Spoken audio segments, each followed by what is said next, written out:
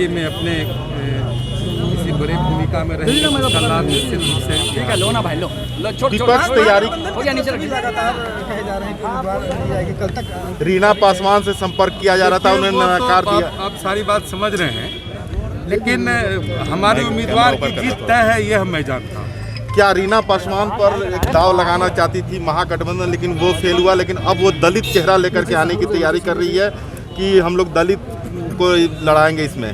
सुशील कुमार मोदी के नॉमिनेशन में बिहार के उप मुख्यमंत्री तारकिशोर प्रसाद पहुंचे थे। जब मीडिया उनसे सवाल करती है, क्योंकि विपक्ष जो है लगातार आरोप लगाते दिखाई दे रहा है एनडीए पर, उनका कहना है जो भाजपा है वो पूरी तरह से दलित विरोधी, और जिस तरह से रामविलास पासवान के निधन के बाद एक दलित चेहरे को नहीं देकर बल्कि सुशील कुमार मोदी को दिया गया, तो इन सब को लेकर विपक्ष जो है वो पूरी तरह से एनडीए पे हमलावर है। जब हमने ये सवाल तारकिशोर प्रसाद से किया तो उनका क्या जवाब आया, पहले आप सुनिए। दिल्ली में अपने किसी बड़ी भूमिका में रहे उसका लाभ निश्चित रूप से ठीक है, लो ना भाई, लो छोड़ विपक्ष तैयारी हो गया, नीचे रखिए। लगातार कहे जा रहे हैं कि उम्मीदवार नहीं जाएगी कल तक। रीना पासवान से संपर्क किया जा रहा था, उन्हें वो तो नकार दिया। आप सारी बात समझ रहे हैं, लेकिन हमारे उम्मीदवार की जीत तय है यह मैं जानता हूँ।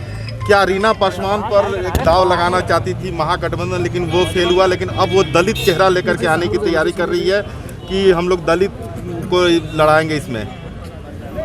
देखिए, इस तरह का कार्ड हम लोग नहीं खेलते हैं। हम लोग इतना ही जानते हैं कि हमारे जो उम्मीदवार हैं जिन्होंने आज नामांकन किया है वो राज्यसभा के लिए निर्वाचित किए जाएंगे।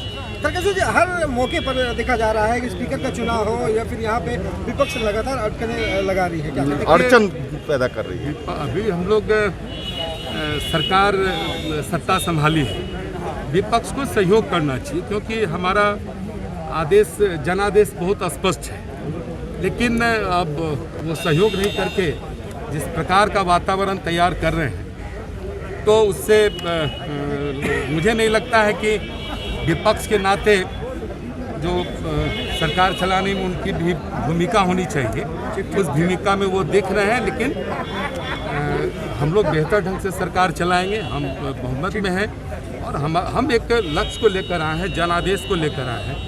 और विगत 15 वर्षों में हम सबों ने जो बिहार के लिए कार्य किया है, उसके कारण जो एनडीए की विश्वसनीयता बढ़ी है, उसके कारण हम आज सरकार में हैं। निश्चित रूप से हम बेहतर सरकार चलाएंगे और हमारे जो एजेंडे हैं उस पर हम सब काम करेंगे। जिस तरह से अटैकिंग मोड में महागठबंधन है, विपक्ष है, आपका आसान नहीं है रास्ता दिख रहा है। हम तो अपने एजेंडे पर काम करते हैं।